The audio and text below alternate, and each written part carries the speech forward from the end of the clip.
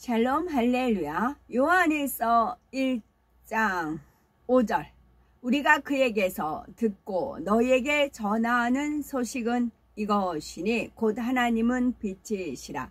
그에게는 어둠이 조금도 없으시다는 것이니라. 아멘. 제목은 영의 마음입니다. 하나님의 자녀라면 누구나 영의 마음이 되기를 사모해야 합니다. 영의 마음이 되면 영의 생각을 늘 함으로 평안과 기쁨이 있습니다. 아버지 하나님은 사랑하는 자녀들에게 영의 마음을 이룬 사람이 누리는 참 평강과 참 기쁨이 얼마나 큰지를 알려주기를 원하십니다. 이러한 영의 마음을 이루기 위한 비결이 있는데 그 비결은 무엇일까요? 그것은 첫째는 육신의 생각이 없어야 한다는 것이고, 둘째는 내 한계선을 가지고 생각해서는 안 된다는 것입니다. 세 번째는 항상 기뻐하며 범사에 감사해야 하지요. 영의 마음을 이루는 비결 첫 번째, 육신의 생각이 없어야 한다 했습니다. 육신의 생각을 하면 할수록 육신이 더 힘을 얻습니다. 육신이란 죄성이 몸과 결합한 것이지요. 여기서 말하는 죄성의 예로는 미움, 시기심, 교만, 욕심, 음욕 등을 들 수가 있습니다. 이 죄성들 낱낱을 육신의 일이라고 하지요. 우리 마음에서 육신의 일을 하나씩 버리는 만큼 영의 마음이 될 수가 있습니다. 그런데 자꾸 육신의 생각을 하면 육신의 일이 버려지는 것이 아니라 더 힘을 얻어서 성장을 하지요. 따라서 영의 마음이 되기 위해서는 육신의 생각부터 차단해야 합니다. 육신의 생각이 떠오를 때에 그 생각을 진전시키면 안 됩니다. 아니야, 내 생각이 틀릴 수도 있어 하고 딱 거기서 멈춰야 하지요. 서비스업에 종사하는 분들은 손님은 왕이다 라는 말을 남용하는 손님들도 있죠. 서비스업의 고객의 감정을 중시하며 친절을 생명처럼 여겨야 함을 알고 이를 악용하는 경우입니다. 매장에서 판매하는 직원들을 마치 종 부리듯 무시하거나 서슴없이 반말을 하는 사람도 적지 않게 있겠고요. 오래전에 구입해서 사용했던 물건을 가져와서 마음에 들지 않는다며 환불을 요구하거나 혹은 자신의 부주의로 파손이 되었음에도 제품이 좋지 않아서 그렇다며 환불을 요구하는 경우도 있습니다. 우리가 직원이면 이런 손님을 어떤 마음으로 응대하셔야 될까요? 우리의 입장에서는 손님이 아무리 어이없는 요구를 해도 웃으며 응대해야 할 것입니다. 그런데 얼굴은 웃고 있어도 마음에서는 미운 감정이 일지는 않을까요? 그런 손님을 정죄하는 생각이 떠오르진 않을까요? 또한 무시하는 말에 상처받거나 힘들어하지는 않겠는지요? 싫다, 밉다, 서럽다, 힘들다, 이 손님 정말 꼴불견이야, 이런 생각은 육신의 생각에 해당합니다. 육신의 생각은 결국 자신의 마음에 악이 있기 때문에 나옵니다. 그리고 육신의 생각을 하면 할수록 결국 자신이 더 힘들어지지요. 우리가 육신의 생각에 사로잡히면 사단은 그 기회를 놓치지 않습니다. 생각이 꼬리에 꼬리를 물고 떠오르게 하되 더 악한 쪽으로, 더 부정적인 방향으로 발전하게 되지요. 그러므로 육신의 생각이 떠오른다면 일단 거기서 멈추도록 해보십시오. 그리고 그동안에 들었던 말씀 중에서 선과 진리를 총동원하여서 영의 생각으로 바꿔야 합니다. 저는 혼선이 빚으면 혼잡해지면 신목사님 말씀 들어요. 그러면 자리를 잡아요. 딱 다시 표대가 딱 잡혀가지고 아 맞다 아싸 하면서 갑니다. 선과 진리를 여기 들었던 말씀, 그동안 들었던 말씀 중에서 선과 진리를 총동원하여 영의 생각으로 바꿔야 합니다. 예를 들어 무시하는 말을 들음으로써 서럽고 슬픈 생각이 떠오르면 이렇게 생각해 보십시오. 나는 원래 하늘나라의 공주요 왕자인데 지금 상대성 체험을 하는 훈련 중이야. 악이 얼마나 나쁜지를 체험해 보고 선의 가치를 깨달아서 선을 택하는 훈련 중이야. 내가 오늘 저런 손님을 만난 것은 그동안 훈련을 얼마나 잘 받았는지 점검하는 테스트였을 거야. 오늘 시험은 비록 만점은 받지 못했지만 다음에 이런 테스트를 또 받게 되면 그때 꼭 100점을 맞아야지, 이렇게 생각한다면 얼마나 좋은지요. 그러면 상식 밖의 행동을 하는 손님도 싫거나 밉지가 않습니다. 오히려 내 마음을 점검하도록 도와주는 고마운 존재로 생각할 수가 있지요. 이렇게 영의 생각으로 바꾸면 다시 영을 향해 나아갈 힘이 생깁니다. 그런데 이렇게 생각만 영으로 바꿨다고 영의 마음이 되지는 않습니다. 처음에 떠올랐던 육신의 생각의 뿌리를 파악해야 합니다. 싫다, 밉다라는 생각이 떠올랐다면 내 안에 아직 미움이 있다는 증거이지요. 또한 무시하는 말로 인해서 상처를 받았다면 내 안에 자존심이 있다는 증거입니다. 더 깊게는 교만의 증거도 될 수가 있습니다. 특히 무시하는 말에서 많은 분들이 걸리더라고요. 무시하는 말, 무시를 당하면 거기에서 많은 분들이 본인의 본색이라고 하더라고요. 본색이 드러나더라고요. 무시를 당했을 때 본색이 드러나더라고요. 이렇게 육신의 생각의 뿌리에 해당하는 마음의 악들을 버리기 위해서 기도해야 합니다. 악은 모양도 없는 마음이 되면 상대가 내게 아무리 해를 가해도 악한 감정이 올라오지 않습니다. 육신의 생각이 떠오르지 않지요. 그러니 마음이 항상 평안합니다. 더 나아가 해를 가하는 상대를 이해하고 선한 지혜로 상대의 마음을 풀 수도 있습니다. 이처럼 영적인 선을 이루면 세상 사람들도 함부로 무시하거나 업신여기지 못합니다. 영의 마음이 될수록 영적인 빛이 강하게 나와서 어둠의 세력이 그 주변에서는 역사할 수가 없기 때문입니다. 어떤 사람이 악의를 품고 나왔다 할지라도 영의 마음을 이룬 사람 앞에서는 마음의 악을 표출하지 못하지요. 영적인 빛의 권세에 눌리는 것입니다. 우리 모두 꼭 영의 마음을 이루어서 천국의 행복을 마음 가득 안고 살아가는 우리가 되셔야 되겠지요. 또 영의 마음을 이루는 비결 중에는 내 한 개선을 가지고 생각해서는 안 됩니다. 여기서 한 개선 읽었더니 주님이 김개선, 한개선. 영의 마음을 이루기 위해서는 일단 육신의 생각을 차단하고 우리 주님, 주 예수님 엄청 유머러스 하세요. 굉장히 코믹하세요.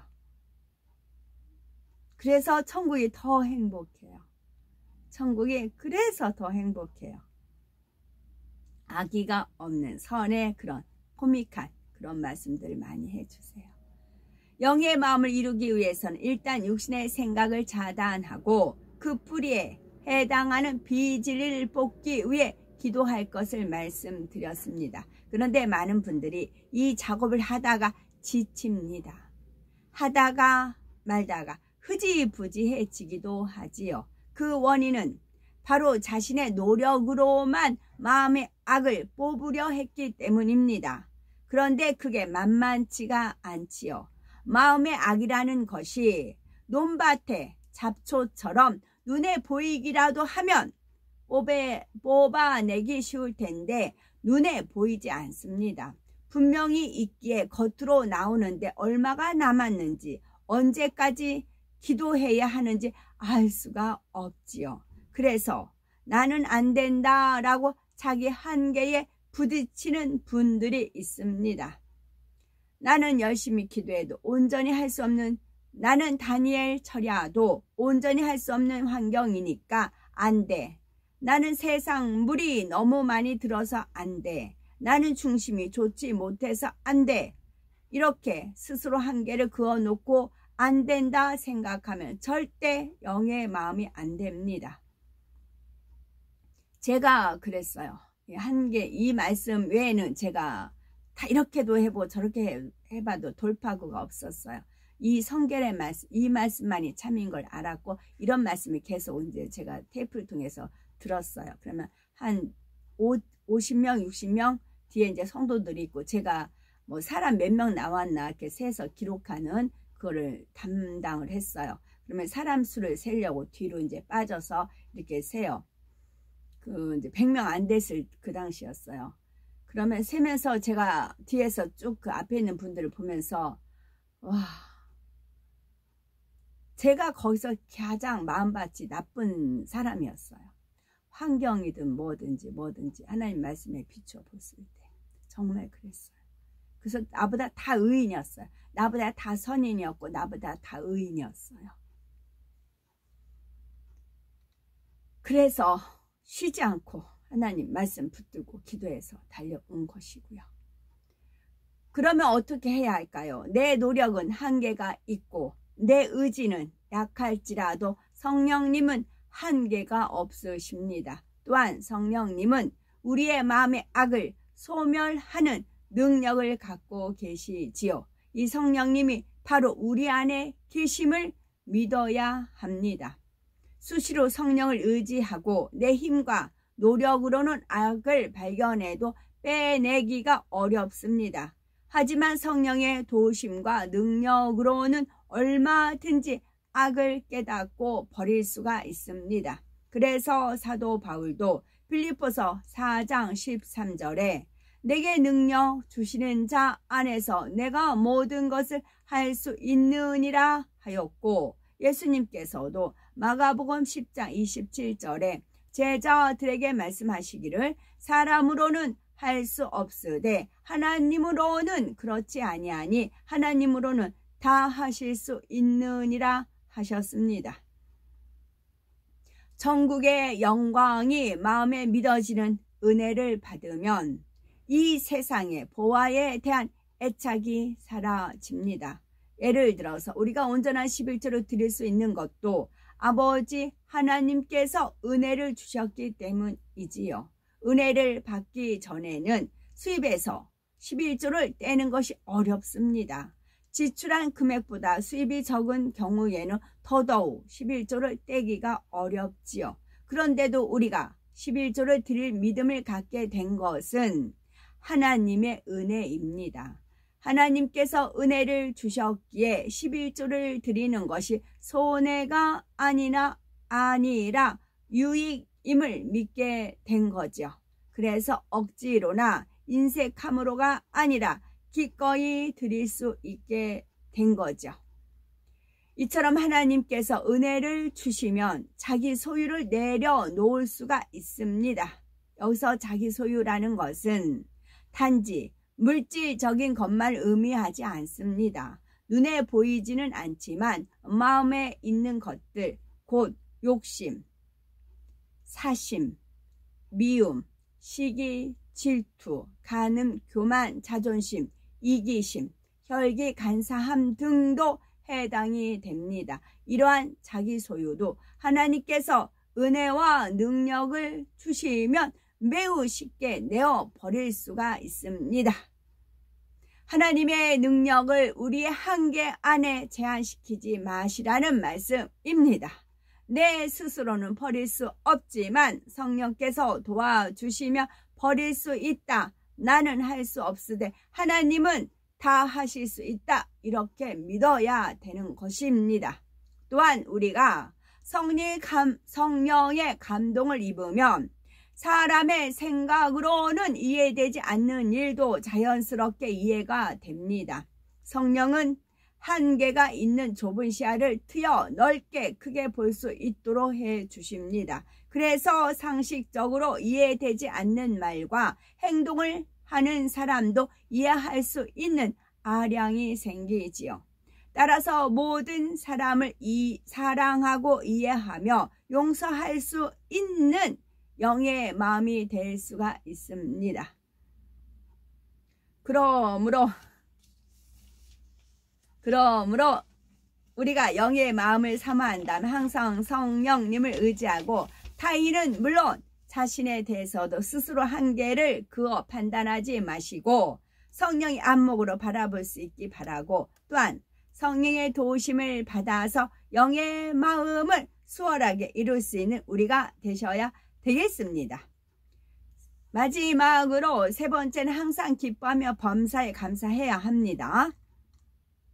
작은 일에도 기뻐하고 감사하는 것은 영의 마음을 이루는 기초입니다. 영의 마음은 멀리 있지 않습니다. 우리가 작은 일 하나에 기뻐하고 감사할 때 영의 마음이 더 가깝게 이르게 됩니다. 큰 축복을 받을 때만 아니라 아주 작은 일에도 감사하지요. 예를 들어 잠을 잘 자고 잘 먹는 것도 감사한 일입니다. 몸이 건강하여서 자유자재로 움직이며 일할 수 있음도 감사의 조건이고, 보고 듣고 말할 수 있음도 감사하고, 반대로 우리가 불평, 불만, 투정을 하면 영의 마음에서 점점 멀어집니다. 나는 왜 이런 환경이 있어야 하나? 나는 왜 이렇게 자랐을까? 내 성격은 왜 이럴까? 나도 좋은 가정에서 태어났더라면, 이렇게 마음에 불만이 있고 그 탓을 환경이나 타인에게 돌리는 사람은 영의 마음을 갖기가 어렵습니다. 내가 바꿀 수 없는 과거의 일에 매이는 사람은 지혜롭지 못한 사람입니다. 과거는 과거이고 중요한 것은 현재와 미래이지요. 과거가 불허했다 할지라도 지금 이 순간부터 기쁨과 감사의 씨를 심으면 얼마든지 행복한 미래를 맞을 수가 있습니다. 내가 좋은 목자를 만났고 생명의 말씀을 만나서 감사하다. 신앙생활 할 수 있음에 감사하다. 늦은 시간이나마 아버지의 성전에 와서 기도할 수 있게 하심에 감사하다. 이렇게 항상 감사의 고백을 하고 감사의 기도를 드려보시고, 그렇게 심어진 감사의 씨앗이 자라서 큰 감사의 열매로 맺혀집니다. 또한 이처럼 감사로 충만한 마음이 되면 마음을 할례하는 작업도 신나게 할 수가 있지요. 고되고 힘든 것이 아니라 참으로 기쁘고 재미나게 할 수가 있습니다. 농부가 밭을 기경하고 씨를 뿌리는 일은 육체적으로는 힘들고 고되지요. 그러나 거기서 거두어질 소출과 그로 인해서 가족들이 누릴 행복을 생각하면 땀 흘리는 수고를 보람되게 여깁니다. 논밭이 있음에 감사하고 건강함에 감사하며 햇빛과 물을 주시는 하늘에 감사하지요. 이처럼 우리도 모든 상황에서 기뻐하고 감사할 수 있는 우리가 되셔야 되겠고, 우리 마음 안에 영의 열매가 풍성히 맺히는 복된 우리가 되셔야 되겠습니다. 어제 그 찬양 중에 하나님께서 저한테 은혜 주신 게 뭐였냐면, 그 여호와께 새 노래로 찬양하라, 그 노래가 있어요. 가사가 새 노래로 했을 때 이제 새로운 노래 뭐 그런 거 있겠죠. 그런데 새 노래 하면서 그 제가 유난히 새가 지저귀는 소리를 듣기 좋아하고, 그 마음의 소원이 천국 가면 새들이 그 지저귀는 소리를 들을 수 있겠다, 그 마음을 품고 있었어요.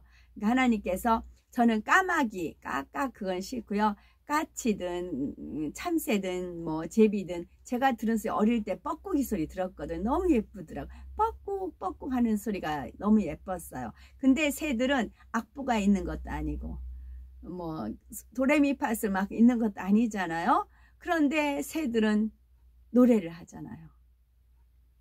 그 짹짹짹 하는 소리도 전 듣기가 너무 좋고요. 까치 소리 너무 듣기 좋고 그래요. 그래가지고 이제 저쪽이 좀 바깥에 나가면 뭐 듣지 못해 참새도 아니고 까치도 아닌 그런 소리가 들리면 어머 이 새 소리가 어디서 들리지? 제가 그런 적이 있거든요. 그래서 하나님께서 새 노래 네가 새라고 생각하고 내가 새라고 생각하고 새 노래를 불러라 그러시는 겁니다. 제가 음정 박자 그런 걸 잘 몰라요. 잘 못해요. 그래서 자신이 없었어요. 그랬더니 그거에 관여하지 말고 네가 새다. 그래서 네가 새가 돼서 노래를 하는 걸로 해라. 그런 은혜를 주시는 겁니다. 그래서 이제 자신 있게 아멘 했고요. 또 하나는 하나님의 영으로 경배하라. 그 이제 찬양 가사 중에 그게 있어요. 하나님의 영으로 경배하라. 그러면 하나님의 영으로 경배하라 하면은 영은 명령령이에요. 하나님께서 그러니까 내가 경배하려고 하면 어느 때는 뭐 기분이 상하고 다운이 되고 힘들고 피곤하고 하기 때문에 그럴 힘이 안 돼. 그럴 마음이 안 돼. 경배가 온전히 안 돼. 그럴 수가 있어요. 그런데 하나님께서 명령하셨어요. 하나님이 딱 피곤하고 막 하고 있는데 주인이 딱 명령했어요. 너 경배하라. 하면 어떻게 해요? 흐느적거렸다도 바짝 차리고 경배를 하잖아요. 긴장감을 딱 가지고 하잖아요. 그래서 하나님의 영으로 경배하라. 하나님의 명령이다. 경배하라. 아멘.